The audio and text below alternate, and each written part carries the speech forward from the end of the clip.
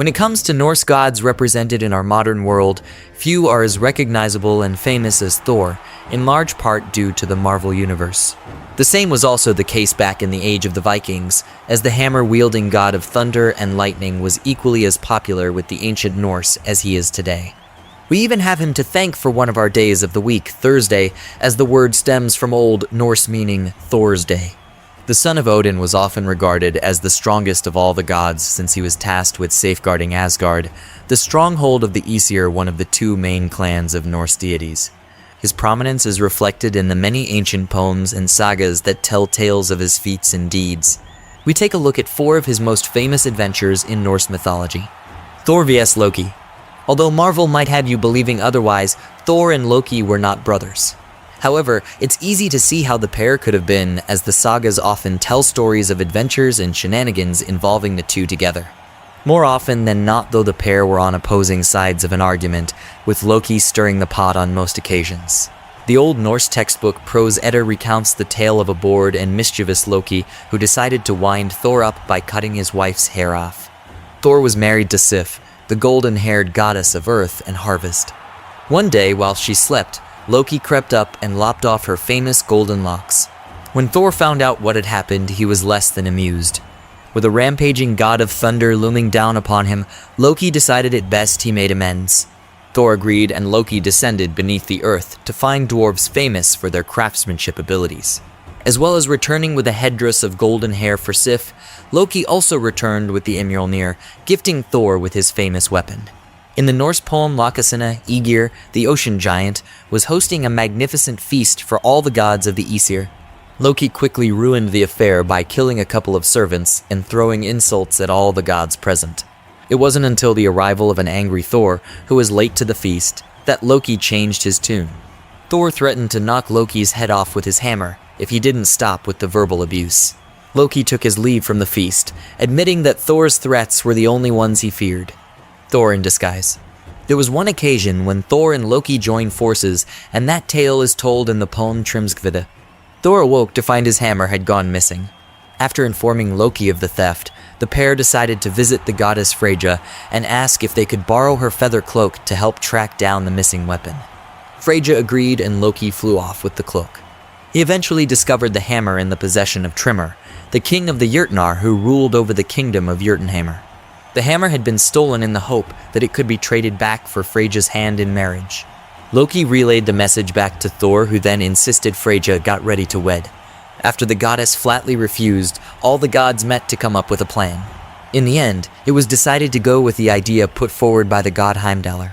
He suggested Thor dressed up as a bride and pretended to be Freyja, whilst Loki should go in disguise as his maid. After initially refusing, Thor was eventually persuaded by Loki that the plan was the best hope they had. And so the pair descended on Jotunheimr in full-blown costume. Trimmer hosted a feast to mark their arrival, and with Thor's face hidden behind a bridal veil, the king of the Jötnar was none the wise. Thor's insatiable appetite nearly gave the game away if it were not for Loki's quick thinking, explaining to Trimmer that Freyja's hunger was due to her not eating for 8 days, so eager was she to get to his hall. Trimmer's sister then appeared and requested the wedding ceremony commence and asked for the bridal gift to be brought out. The Mjolnir was then placed in the lap of Thor, who had a quiet chuckle to himself before wielding the hammer to devastating effect, slaying all those in attendance. Thor the Creature Slayer. One of Thor's favorite pastimes was heading east and slaying giants and trolls, creatures often clumped together under the banner of the Jötnar. 2 of his most famous clashes with them are recounted in the prose Edda books of Skaldskaparmal and Gylfaginning, as well as the poem Heimaskvida. The first clash involved a giant called Hrungnir, who had just taken part in a race with Odin, the king of the Aesir gods, and was now enjoying a drink in Asgard. After a few too many, Hrungnir began making threats to destroy Asgard.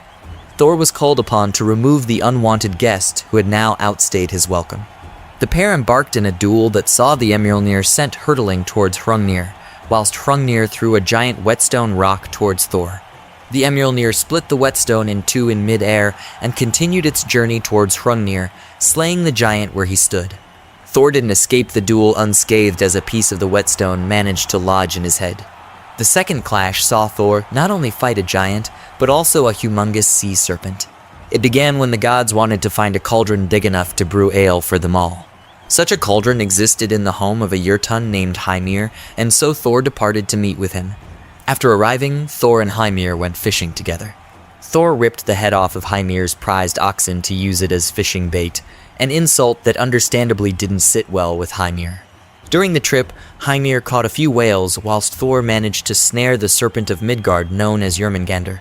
The monstrous creature was hurled onto the boat before Thor smashed it with his hammer. Eventually, however, the serpent managed to slither away back into the depths. Back on dry land, Hymir decided to try his luck at defeating Thor. Thor and his Mjolnir had other ideas, and needless to say, Hymir met his end. Thor and Ragnarok. The Jörmungandr would be a worthy adversary to Thor, and the pair would clash again during the catastrophic events of Ragnarok, the famous battle at the end of the world in Norse mythology, which saw the Aesir gods pitted against a multitude of beasts and creatures led by none other than Loki. During the final fight, Thor and the Jörmungandr engaged in battle.